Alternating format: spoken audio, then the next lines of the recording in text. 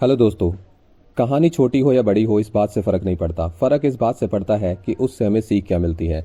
आज हम ऐसी छोटी सी स्टोरी के बारे में बात कर रहे हैं जो रतन टाटा जी के बारे में है। एक बार रतन टाटा जी को इंटरव्यू के लिए बुलाया गया और उनसे पूछा गया कि आपको BMW खरीदने में कितना टाइम लगेगा। रतन टाटा जी ने थोड़ा सोचते हुए इंटरव्यू को जवाब दिया कि मुझे BMW खरीदने में कम से कम 5 साल लगेंगे।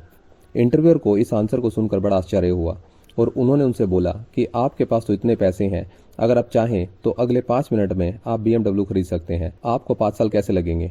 इस पर रतन टाटा जी ने जवाब देते हुए बोला कि आप BMW गाड़ी खरीदने की बात सोच रहे हैं और मैं BMW कंपनी खरीदने की बात सोच रहा हूँ।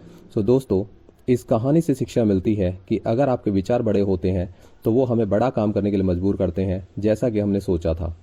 आज की बुक समरी इसी टॉपिक के बारे में, जिसका नाम है माइंडसेट। इस बुक को लिखा है कैरोल ड्वेक ने। सफलता और असफलता आपके माइंडसेट पर काफ़ी डिपेंड करती है। अगर आप सोचते हैं कि आप सफल होंगे तो जाहिर सी बात है आप इसके लिए मेहनत भी करेंगे, और अगर आप सोचते हैं कि आप सफल नहीं हो सकते तो दुनिया की कोई भी ताकत है वो आपको सफल नहीं कर सकती। आपके दोनों ही माइंडसेट हैं, पर इसका इम्पैक्ट आपकी लाइफ पर अलग अलग है।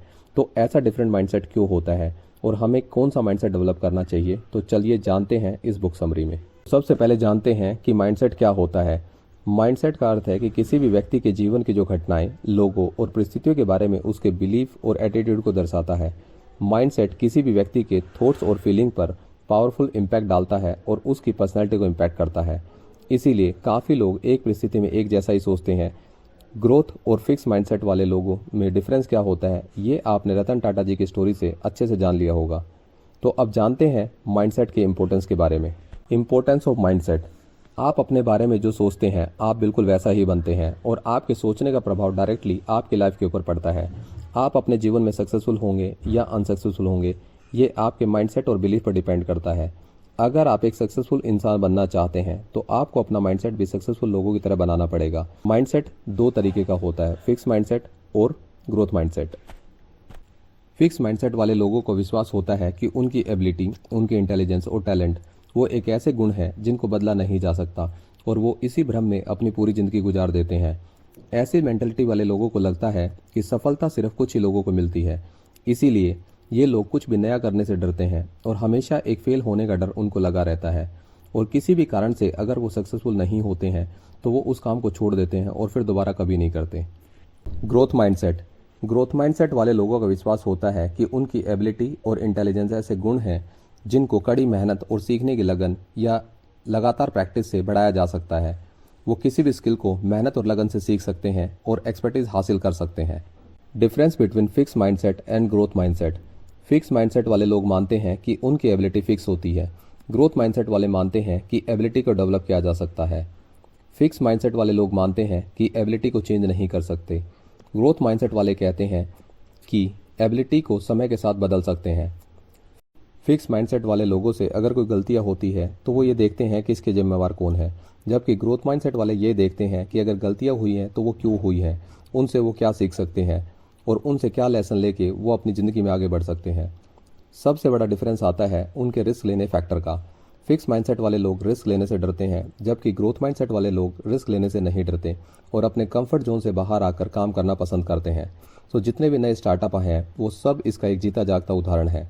माइंडसेट को ब्रेक कैसे करें। फिक्स माइंडसेट के चलते लोग कुछ भी नया करने से हिचकिचाते हैं। जैसे उनकी ज़िंदगी चल रही है उसको वैसा ही चलने देते हैं और अपनी परिस्थितियों को ब्लेम करते हैं। इसी वजह से या किसी दूसरे की वजह से वो सक्सेसफुल नहीं हो पाए और इसीलिए आज वो यहाँ है। बल्कि उनको ये समझना चाहिए कि इसमें दोष किसी और का नहीं बल्कि उनके खुद का है। अगर वह अपनी परिस्थिति को बदलना चाहते हैं तो सबसे पहले उनको अपने फिक्स माइंडसेट की मेंटलिटी को ब्रेक करना होगा। अगर आप अपना माइंडसेट बदलना चाहते हैं तो आपको दुनिया को देखने का नज़रिया बदलना पड़ेगा। आपको ये सोचना पड़ेगा कि जब कोई दूसरा व्यक्ति किसी काम में सक्सेसफुल हो सकता है तो मैं भी उस काम में सक्सेसफुल हो सकता हूँ।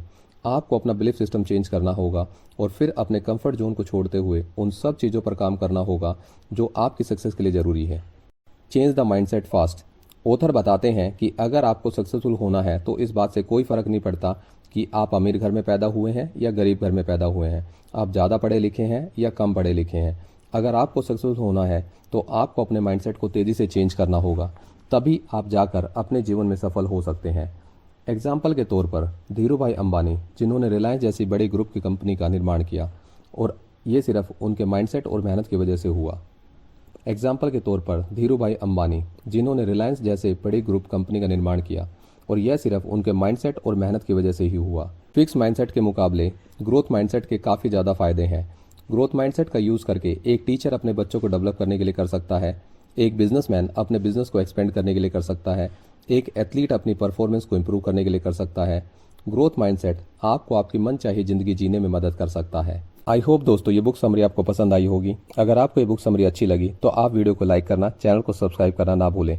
तो मिलते हैं फिर एक नई बुक समरी के साथ। तब तक खुश रहिए और अपनी ज़िंदगी में यूं ही आगे बढ़ते रहिए।